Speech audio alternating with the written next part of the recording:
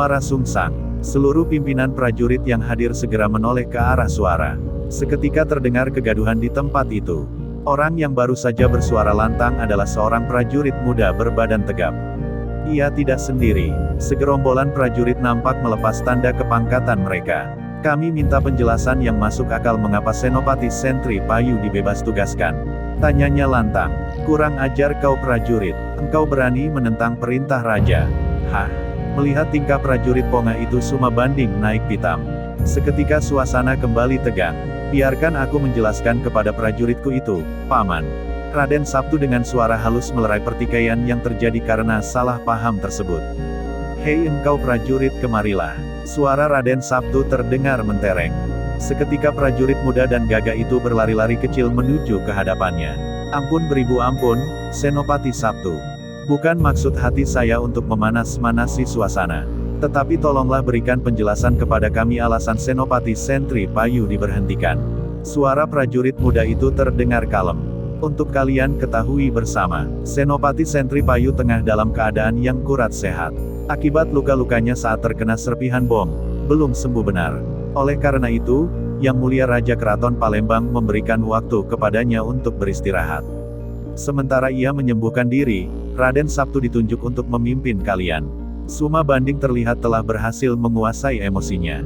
Ia kemudian mengangkat kedua tangannya pertanda titah raja.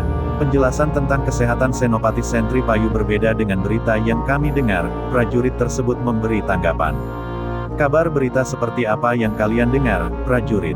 Raden Sabtu bertanya. Kami mendapat berita bahwa sebentar lagi Senopati Sentri Payu akan mendapat fitnah.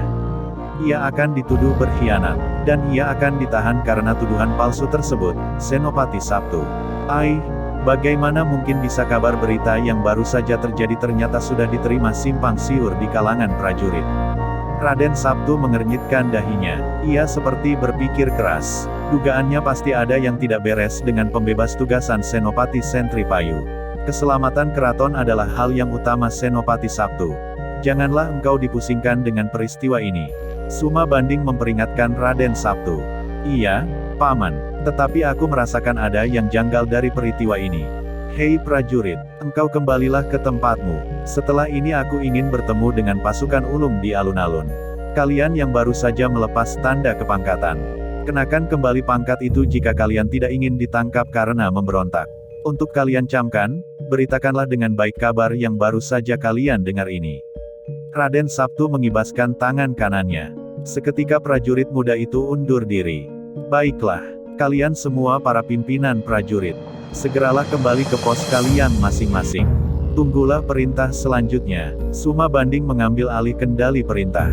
Malam itu purnama bersinar sedikit. Angin malam berhembus lebih kencang dari biasanya. Suara jangkrik dan serangga malam yang bersahutan menjadi ornamen dari suasana yang genting dan mencekam di lingkungan keraton. Raden Sabtu segera menuju alun-alun untuk bertemu dengan prajurit yang akan dipimpinnya. Sementara Suma Banding dan Senopati Bagas Rilau kembali meninjau para prajurit dan pendekar pilih tanding yang masih menjalani pengobatan di barak. Menyerahlah orang tua pikun. Jika engkau mengaku kalah, maka rakyatmu tidak akan ada yang disakiti. Lelaki bersorban itu membujuk kakek tua berbaju putih. Tidak ada kata menyerah dalam hidupku, orang asing. Ayolah kita lanjutkan pertarungan kita. Keluarkanlah seluruh kepandaianmu, aku belum kalah.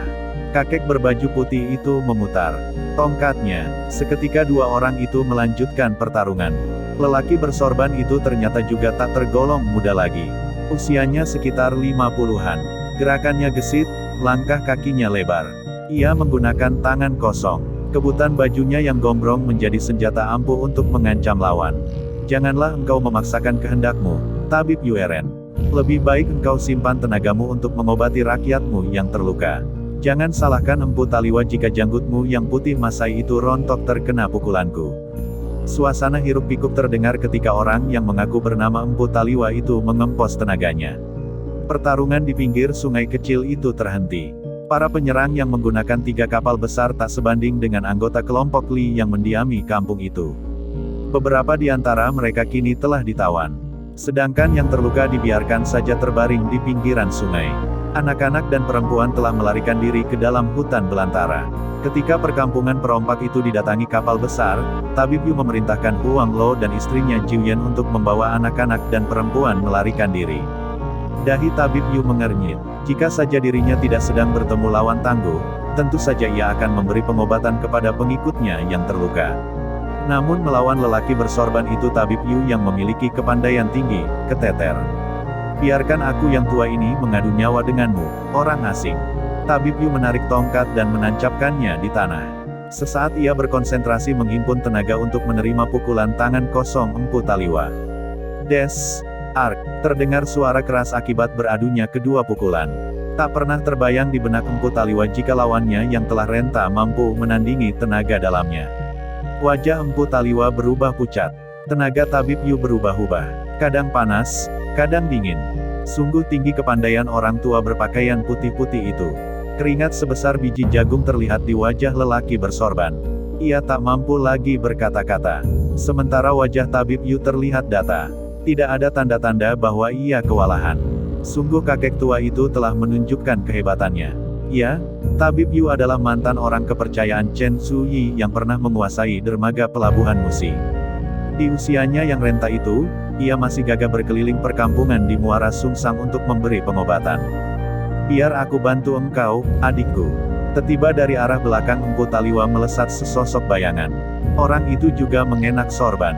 Ia langsung menempelkan kedua tangannya ke tubuh Empu Taliwa. Seketika suasana berbalik. Empu Taliwa yang sebelumnya berada di ujung tanduk seolah mendapat limpahan tenaga dari langit. Kini ia mampu menandingi tenaga dalam Tabib Yu. Di wajahnya seketika menyeringai senyuman. Masih engkau tak mau menyerah, Tabib Yu? Aku khawatir nyawamu nanti copot dari jasadmu yang renta itu. Terima kasih Kakang Empu Bayan. Terlambat sedikit saja engkau datang, mungkin aku sudah terkapar terluka dalam di pinggir sungai ini. Seru Empu Taliwa. Ya, orang yang baru saja datang membantu itu adalah Empu Bayan. Melihat adik seperguruannya berada di ujung tanduk, lelaki yang baru saja membuat keributan di ajang adu tanding Keraton Palembang itu langsung turun membantu. Ya, Adi Taliwa, memang sebelumnya tersiar kabar jika di perkampungan Li ini terdapat seorang tabib yang berkepandaian tinggi. Ternyata berita itu bukan berita bohong. Engkau telah merasakan kehebatannya. Empu Bayan menjawab salam dari adik seperguruannya. Ai, kalian ini orang bermartabat ternyata beraninya main keroyokan. Lepas. Tiba di tempat itu muncul remaja tanggung yang melepas pukulan tangan kosong. Angin yang keluar dari tenaga pukulannya berciutan menyasar lelaki bersorban yang tengah mengeroyok Tabib Yu. Empu Bayan menyambut pukulan tangan kosong itu dengan tangan kirinya. Aduh!